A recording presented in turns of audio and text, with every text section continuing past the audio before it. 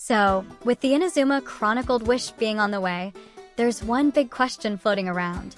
Is it actually worth pulling for? Imagine this. Phase 2 of version 5.6 drops, the banners light up, and you're staring down a lineup of powerful, beloved characters from Inazuma. Your primo gems are limited.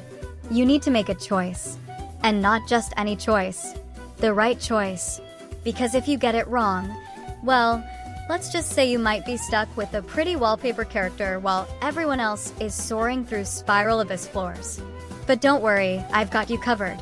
In today's video, we're going to break down every single character in the upcoming Inazuma Chronicled Wish and rank them based on their actual strength right now and how they might hold up in the future.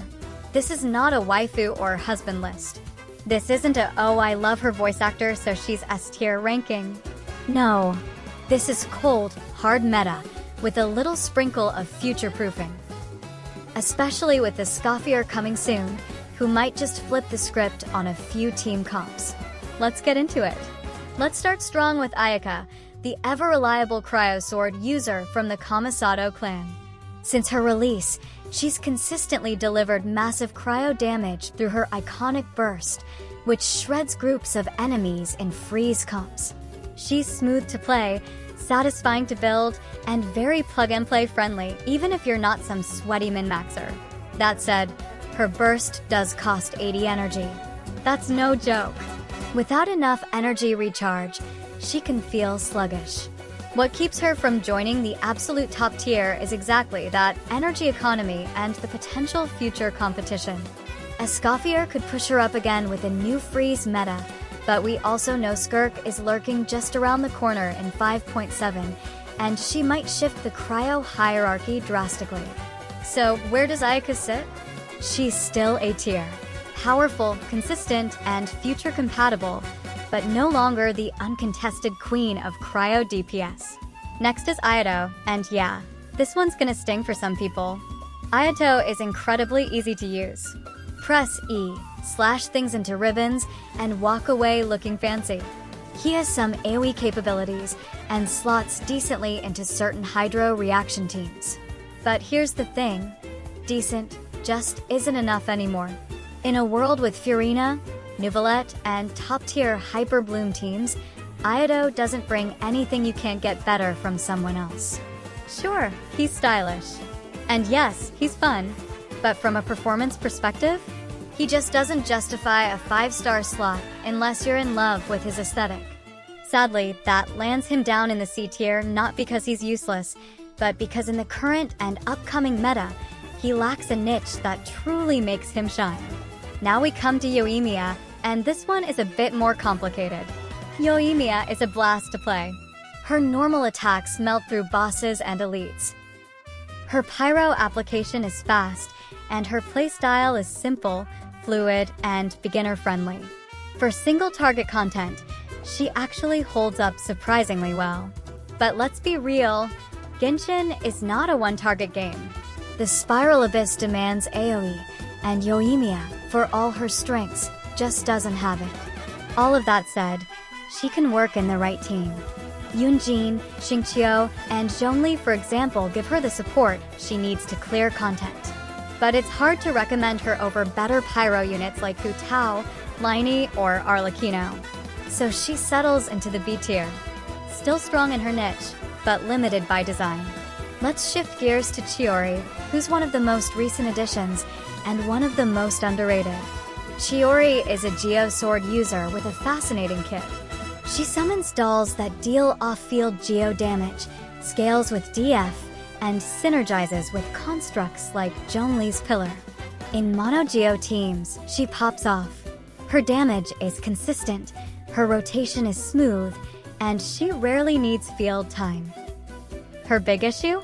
Dual scaling. She needs both ATK and Def to shine, which can make artifact farming a bit of a nightmare. At C0, she's also reliant on having constructs present, but once you get Constellation 1, that issue disappears. Suddenly, she works well with a wide range of comps. Geo is still a limited element in terms of reactions, but Chiori proves that it can be relevant. For her utility, damage potential, and surprising flexibility, she comfortably earns a spot in the A tier. Now let's talk about Yae Miko, the elegant electro turret queen. Yae is all about off-field electro application. Her turrets hit hard over time, her burst nukes everything in its path, and her synergy with Dendro-based teams, particularly Aggravate, is no joke. Throw her in a Nahida team and you'll see the numbers fly. Her problem? Mechanics. You have to tap her skill 3 times, reposition her turrets, then build up energy to get to her burst. It's a slower rotation, and in some cases, not very forgiving. She also kinda wants her first constellation to fix some energy issues. Despite those flaws, her off-field presence makes her invaluable in certain comps. She's not a unit you can throw into any team, but in the right setup, she's dangerous. That earns her a solid A-tier ranking. Not top of the line, but absolutely worth pulling if your team can support her. Moving on to Arataki Itto, the Oni himself. Loud, brash, and surprisingly effective in one specific role. Itto is a mono-geo beast. Put him next to C6 Garu, give him Albedo or Chiori, and he can churn out huge damage numbers with his def scaling kit. His playstyle is aggressive, satisfying, and frankly pretty funny. But once you leave the mono-geo comfort zone, he starts to crumble.